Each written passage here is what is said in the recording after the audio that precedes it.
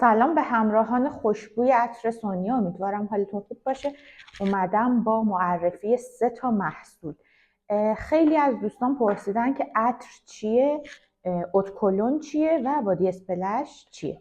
اولین چیزی که میخوام بهتون بگم، عطر یا اسانس روغنی در واقع ماده پایه ساخت همه محصولاتیه که از عطریجات به دست میاد.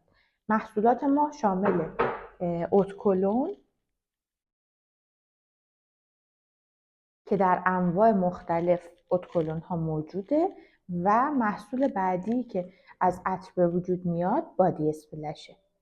خیلی از دوستان میپرسن که عطر رو میشه تنها هم استفاده کنیم. بله، عطر تنها هم قابل استفاده هست، اما بهتره که به صورت اتکلون استفاده بشه.